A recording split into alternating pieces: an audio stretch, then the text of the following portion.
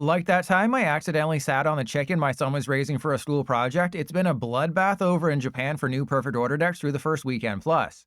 In case you haven't watched my previous videos detailing my concern about the set, it's only going to have 88 total cards, 4 of which are Megas, along with what appears to be 5 regular EXs. Aside from the surprising start for Mega Starmie, barely anything's done anything. Though compared to the last video detailing the best post-rotation decks, Starmie's seen a big dip in the last 2 days, same with Honchkrow, while Grimmsnarl is rising.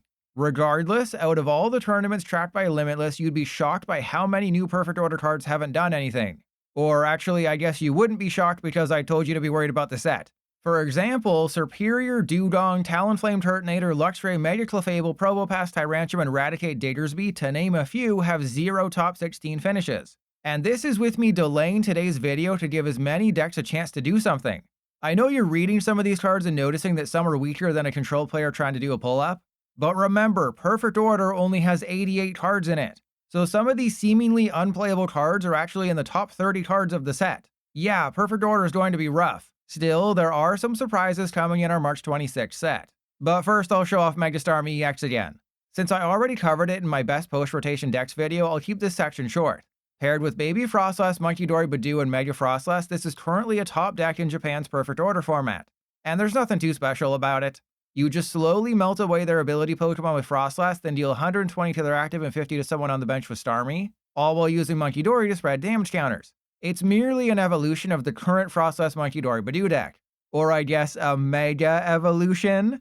But what about some of the other Mega Starmie pairings? After all, it does 120 to the active and 50 to the bench for 1 energy. Well, you could go on defense running Wally's Compassion with Hero's Cape to never get KO'd, fully healing yourself multiple times. Now, Starmie has 430 hit points in a format where lightning decks aren't doing much, meaning it should survive. Remember, there's no Golden Go post-rotation, and Raging Bolt is severely nerfed without Sada's Vitality. Or chuck in a copy of Salvatore alongside Pokegear and have someone capable of donking turn 1 going second. In terms of Pokemon, the 3 most popular side chicks so far are Greninja, Dragapult, and Crobat. Both Starmie and Greninja can spread damage, destroying weak single-prize decks or multi-prize evolution decks who aren't fast enough. Not only do they each have access to a single water energy attack, but Ignition Energy is another card they both have access to. Starmie does 210 damage going through any effects, while Greninja is a 120-120 spread wherever you want. Looking at the list, if you have any concerns about Shaman, just use Dusknoir to blow them. Obviously, it gets a little trickier if they have both Shaman and Psyduck down, but if that's the case, just hope the high HP of your EXs carries you through. As for Dragapult, the losses of De-Evolution and Luminous Energy make the pairing not nearly as strong as Mistress Paddlebottom's Grip. So now you have to rely on Crispin for acceleration, of which this 4th place list only had 1 copy of, and Hilda to find the specific energy you need. Obviously you focus less on Dragapult here early, but I still feel like this list could be optimized with Neo Upper or Rosa's encouragement. I've never been a particularly huge fan of Crobat. It doesn't spread nearly enough cheeks, and while its attack puts Crobat back into your hand, you lose the Team Rocket's energy in the process. Still, with Sneasel able to deal 20 damage times the number of damage counters on one of your opponent's bench Pokemon, if you man spread properly, you will take some wins. Ultimately, the reason why Starmie's been so successful early on in Japan is that it has a single energy attack that can wreak havoc on lower HP basics and stage 1s. Add in the fact that it can pair with a wide variety of Pokemon, and you have by far the best new deck in Perfect Order.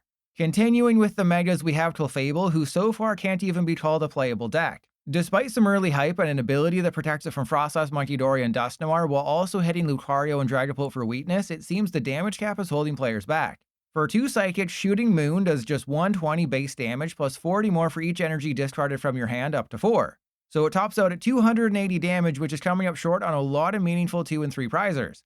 And with Xatu and Gardevoir rotating the same day as Perfect Order, it's either Wonder Patch or Smoochum to get Clefable powered up. Yes, I understand how ridiculous it is to say Smoochum is going to be a useful card in 2026. But if Badoo can be everywhere, why not the Kissing Pokemon? Anyway, this is literally the only Mega Clefable list that has done anything in Japan these first 5 days. Looking at it closely, I can understand why. 10 regular Psychic Energy plus 3 Telepath Energy is a lot. Plus, you have to discard 4 energy every turn in a format without superior energy retrieval. Thankfully, each Aromatisse gets 2 energy out of the deck, making Energy Recycler a must. It's just that Gardevoir dominated Standard for years with a lot less effort, so I imagine Psychic deck users can't accept their fall from grace. For some of those newer cards, Jacinthe seems like it was played out of fear. In a post-rotation world with a lot of spread, healing 150 damage might be good. Though I wouldn't be surprised if Picnic Basket ends up taking her place. And Telepath Psychic Energy is just an insane card, letting you bench any 2 basic Psychic Pokemon from deck. If Lucario and Dragapult continue to be strong in Japan, expect Clefable to be more popular going forward since it is one of the stronger Psychic decks in our next format. Just maybe with less Hilda. Of course, up next is Mega Zygarde EX, the mascot of Perfect Order. The good news is that it's seen much more play than Clefable. The bad news is that Dog Zygarde's glowing butthole doesn't appear in any of the arts. Also, Zygarde by itself is failing miserably. Instead, the only first place list tracked by Limitless paired with Mega Lucario. Get some energy in the discard pile, or a jab 3 of them to Zygarde, now you have a fighting attacker who's weak to grass, not psychic. And if you're able to get 4 energy on Zygarde, Core Memory can see you hitting for 350 damage, though the list I'm about to show you didn't run it. Lastly, the spiciest of spicy attacks, Nullifying Zero, can hit every single one of their Pokemon for 150 damage for 5 energy provided you flip heads. In this Lucario version, it seems more like a desperation play, but it could literally win you the game if you're lucky. There's not much to say about the list. It's Mega Lucario with Zygarde. Lucario is currently the #1 post-rotation deck, so I'm not sure Zygarde's necessary, though it is fun. And Scoop Up Cyclone can help clear a damaged Mega, while Rock Fighting Energy protects against effective attacks. Don't worry, I'm going to give you what you want. No, not a foot reveal. Winning list featuring Barbaracle. While it's only done things in smaller Japanese tournaments, the obvious pairing the Pokemon Company wants us to create has done some things. And there's no surprises. You put 2 Zygarde in the deck alongside at least a 3/3 Barbaracle line, add in 2 each of Lunatone and Solrock, and you're done. Clearly there's a lack of draw supporters here. But if you believe in the heart of the cards and in the son and Sokka's first girlfriend, you won't get bricked up. The 2 energy retrieval help recover lost energy you got rid of with Lunatone's ability, and Terragon is able to get 4 in any combination of fighting Pokemon and basic fighting energy from the discard pile. Mostly due to its high attack cost, it's not the best fighting deck post-rotation, but it's doing better than Clefable at the very least. Like when a cow gets scared and accidentally squirts milk in your face, to my utter surprise, Zygarde hasn't been the best partner for Barbaracle. The old Okie Dokie has. While I still think Barnacle Boy will end up improving Lucario, Garchomp, and Greninja decks, even with Rose's encouragement existing, right now it's the fat dog benefiting from the energy acceleration. In case you've forgotten, Okie Dokie sucks naked. But if you attach a Darkness energy to it with, say, a Prism energy, it gets an additional 100 hit points and deals 100 extra damage. So now it's a 230 hit point single prizer who does 170 damage for 2 energy in a world where Fezandipity and Meowth are everywhere. I'm no math whiz, but I think having a 1 prize basic who can take meaningful knockouts for 2 energy is better than a 3 prize basic who relies on luck and 5 energy to maybe take multiple knockouts. Plus, you can run the baby Ursaluna to clean things up that Okie Dokie failed to body. And the Ursaluna doesn't even need Barbaracle to power it up. This first place list is everything you could ask for. Battle Cage to help against Frostlass, Terragon to recover baby Ursaluna and reuse it multiple times, and Lunatone Solrock for draw and early damage. I wouldn't be against a Fezandipity or Premium Power Pro, but as is, this is just a low maintenance, powerful deck. Then we come to 2 EXs who've seen a lot more play than I expected, just not quite the matching success. First up is Mega Starmie EX. No deck it's been in has placed higher than 5th, but Japanese players are trying to make metal decks work right now, whether it's Steven's Metagross or Baby Maker Matang. While it's not nearly as powerful as Mega Mawile at the end of a game, Mega Starmie is able to one-shot Fezandipity and Meowth and Latias for 3 energy, all while sending the energy back into your deck. Plus, if you start it, Starmie at least has free retreat, so it's only a slightly massive problem. Despite me swearing off Empoleon EX forever, the Penguin with Metagross has finished top 16 in a few tournaments. Add Lily's Clefairy to deal with Lucario and Dragapult, and you have a deck that seems like it'd be a lot better without Empoleon. Still, this deck will function. I do have to bite my toe a little at the Petrol plus Precious Trolley combo. You'll never replace Arven, dude. And of course, every metal deck has to play at least 1 copy of Genesect EX to easily find their evolutions. Of course, as I was finalizing this video, stupid Empoleon Metagross won a tournament in Japan. The core strategy is the same as the 5th place list though, so it's not like they did anything crazy to win. If you get a turn 2 Metagross and Empoleon, it's strong. If you don't, well, that's what you get for only playing 4 Lilies and 1 Judge. Otherwise, chuck Starmie into the Matang, Heatran, Orthworm deck. While Heatran will do a lot of heavy lifting and Orthworm can be majorly annoying with its revenge ability, having higher HP attackers without abilities isn't going to be a bad thing. I am severely worried about the supporter count here though. 4 Lilies and 3 Brock Scouting is an abomination. I regularly play 12 draw supporters on PTCGL and still brick. Relying on nothing more than 4 Lilies makes my toes uncurl and get fully erect. Then we have Yveltal EX. I kind of disregarded it upon first reveal because my smooth brain only thought of pairing it with Frostlass. Thankfully, my most handsome subscribers pointed me towards Stolipede and Medicham EX. Yveltal instantly KOs all of your opponent's Pokemon who have 50 or less hit points for 2 Darkness and a Colorless. Medicham leaves their active with 50 hit points remaining, while Stolipede leaves them with 10. Well, no lists actually use those strategies. In fact, the only Yveltal deck to place within top 10 put a single copy in that Mega Sharpedo Kangaskhan deck I recently showed off. The Pedo has a nasty habit of coming up short on beating people off, which Yveltal fixes. And utilizing Monkey Dory properly can help you pick off lower HP targets with Destructive Soul. The list they used is pretty close to what I played earlier this month, though they did include a single copy of Monkey Dory EX, which I've always been underwhelmed by. Still, if you can do math, Yveltal improves the Daddy Shark. Okay, I did lie. There was another Yveltal deck to finish in the top 10. But this 7th place Ogerpon Kangaskhan deck seems like a nightmare to play, and I wanted to spare you the headache. Next up is Decidueye EX, which I used to create some controversy over on Twitter recently. Not only can Robin Hoot deal 240 damage for a single grass energy, it's also a guaranteed energy discard. The only downside is that your opponent has to have exactly 4 cards in their hand for Decidueye's ability to activate. Fear not, because Judge is getting reprinted and Perfect Order is introducing Vivillon, who can also evolve through Forest of Vitality. Unfortunately, despite my initial excitement for the Owl, the meta decided to revolve around decks who only need a single energy to attack, or those with easy access to Crispin. This makes energy discarding a lot less powerful, especially with the Toedscroll leaving due to rotation.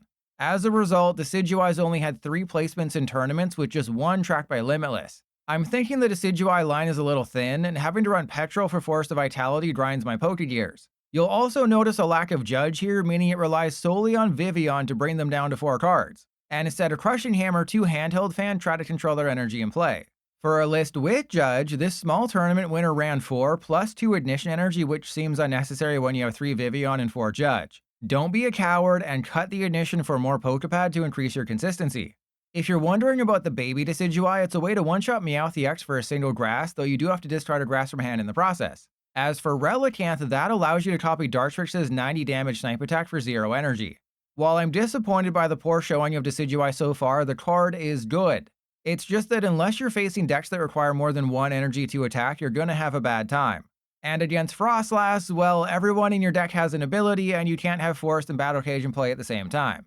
I think the reason Doublade only has a single tournament placement is because of Honchkrow. Their strategies are roughly the same, except where Honchkrow can attack for Team Rockets and Ignition Energy, Doublade only has access to Ignition.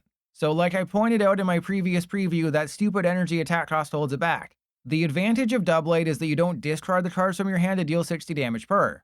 You only reveal any number of Hone Edge, Doublade, or Aegislash to your opponent, tucking them safely back into your feet afterwards. And if they judge you for still liking Pokemon despite being an adult, Genesect can easily refill your hand with evolutions. Except that does nothing to fix your Energectile dysfunction, which basically means Crispin's on the menu.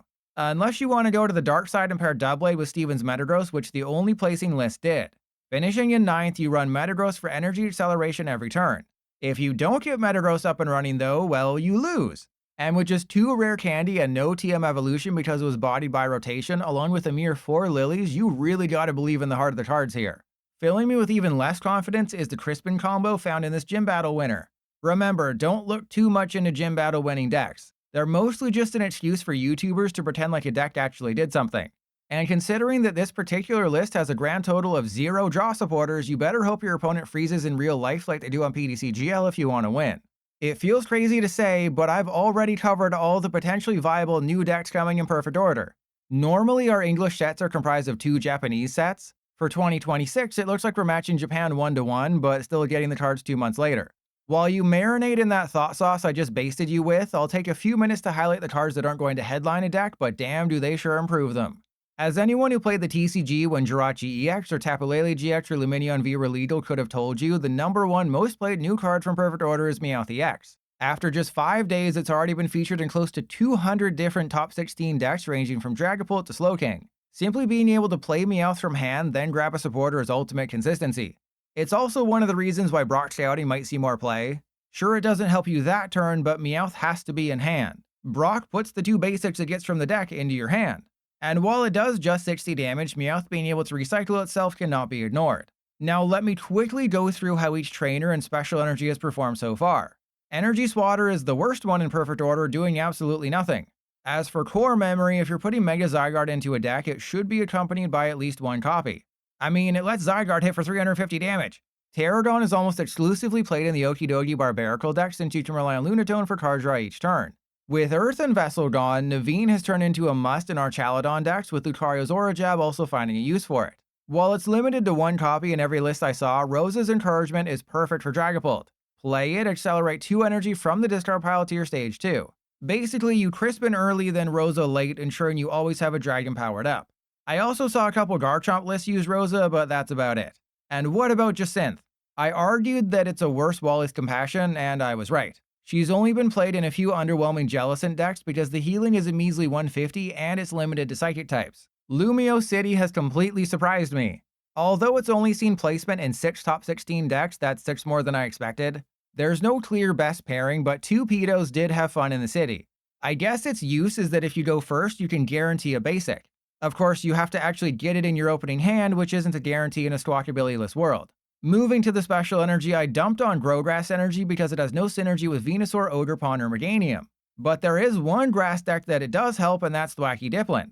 It's not a must-have by any means, but it can be found with Thwackey's ability and makes Dipplin slightly harder to KO. Telepath Psychic Energy is one of the best cards in perfect order, benching 2 basic psychic types upon attachment. So far, Alakazam has seen the most use for it, with Slowking in second. It's been hugely popular in Alakazam though, so plan on adding it to your list come March. Finally, Rock Fighting Energy. Do you want to auto-win against Alakazam and annoy Dragapult players? Put it in Lucario and Garchomp, now you have a Fighting-type Mist Energy. For something a little different, this is how heavily played all the trainers in Special Energy and Perfect Order rank according to Limitless tournaments. Rock Fighting clearly benefits these nuts thanks to Lucario and Garchomp doing so well, with Telepath boosted by Alakazam. I was going to leave Energy Swatter off the list, but there's really only 10 trainers in Special Energy in the set, so for symmetry's sake I left it. And if you're wondering how the top 10 most competitive new Pokemon stack up, Meowth is in first place due to its universal playability, with Mega Starmie not too far behind, highlighting its early dominance. There's a massive drop-off from that point though, with Barbaracle in third and Mega Starmie somehow in fourth. What's both funny and sad is that Decidueye, Doublade, and Klefki only appeared in 1 deck and Clefable in 0. Like I said, you should be worried about Perfect Order. Of course, I have to point out that I recently crossed 30,000 subscribers and I couldn't have done it without you. Unless you're not actually subscribed, then I guess I did do it without you. Also, this was just the first 5 days of Perfect Order availability in Japan. By the time it arrives over here on March 26th, the post-rotation meta will have evolved and things could be much different. Because Ascended Heroes is out tomorrow with 130 new cards, this will be my last Perfect Order video until March. That's when I'll post lists for all the top decks, so make sure you're subbed. Because screw 40k and 50k, the next milestone I'm celebrating is 69,420.